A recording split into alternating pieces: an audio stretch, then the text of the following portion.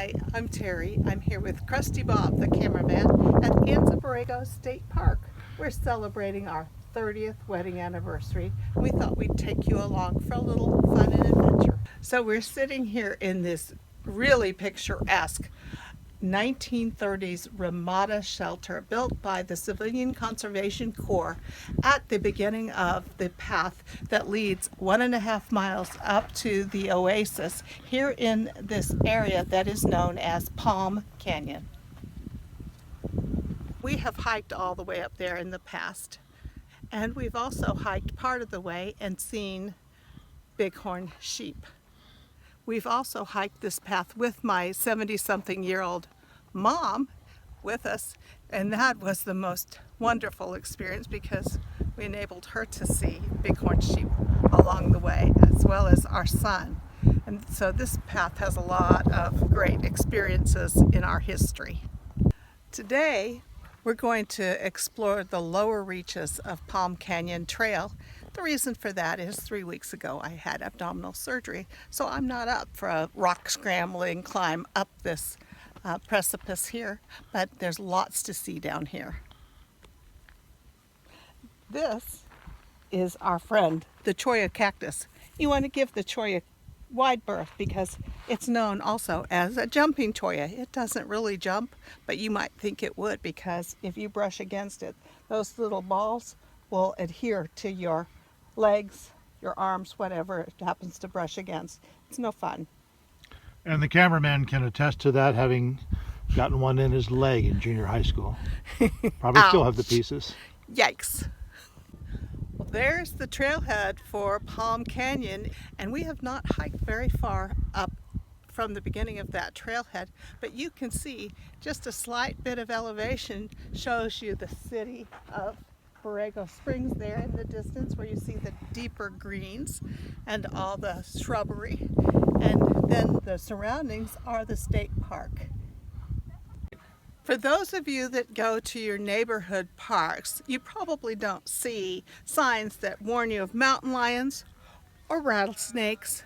And here we are in California's largest state park, and they're warning us of these things. However, I think we're pretty safe right here. I don't see any mountain lions, and I'll keep my eyes peeled for rattlesnakes. This morning we had breakfast at a restaurant called the Red Ocotillo. It is named for this beautiful tall plant that is bright green right now, but it develops beautiful scarlet flowers at the tips of its branches at some point during the season, I'm not sure when, and then it looks like it's got fire at its edges. This is the easy part of the path, but I do have my hiking boots on. Actually, these are not my hiking boots. These are just kind of everyday boots that I wear when I know I'm going to be in rugged conditions, because this is a rocky path to traverse. Well, here we are about to go down these sandy steps that lead into a sandy wash, which was in fact the way that the waters came down and blasted through the campground here years and years ago. There was a terrible flood, and you can still see some of the debris that left behind. There are big logs that are in the distance that are every which way. You can see them still, and that is the remains of debris from that big flood that did so much damage to the campground. So now we're down in the sandy wash, and here's a sign that tells us to stay out of the rest of the wash and to stay on the trail because the sheep need water.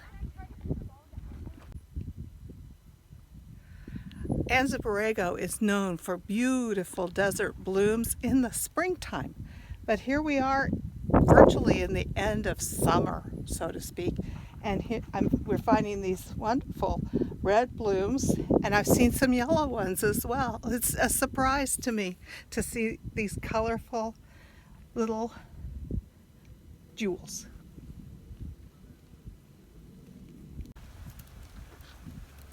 I don't smell any fragrance, but this is definitely another surprise to me to find this violet flower blooming here in the desert at this time of year. Beautiful. And here we are again, the middle of November, and we find another example of beautiful blooms in the desert. These are a yellow bush. I'm not exactly sure what bush this is. I used to know these by heart. I'm feeling a little embarrassed that I don't anymore. However, these are gorgeous, and they have both yellow blooms and little fuzzy things that I think are the spent blooms. This is an artificial pond put here by the Park Service to replicate ponds found in the desert that have a little fish in them called a pupfish. The pupfish are miraculous. They live in hot water, cold water, they live in salt water, fresh water. They're tiny, they're about this big. But what a miracle that they can live out here at all. They're amazing, tiny little pupfish.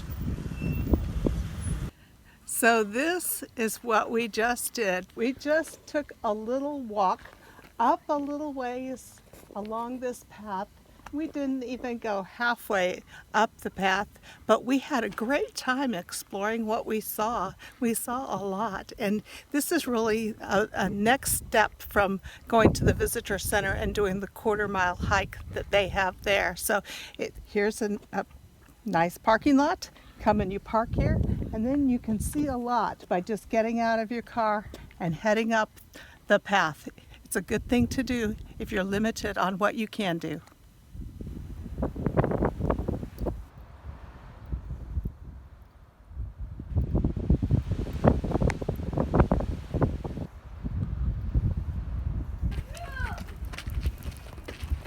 There, see, look what I say. Don't forget to hydrate.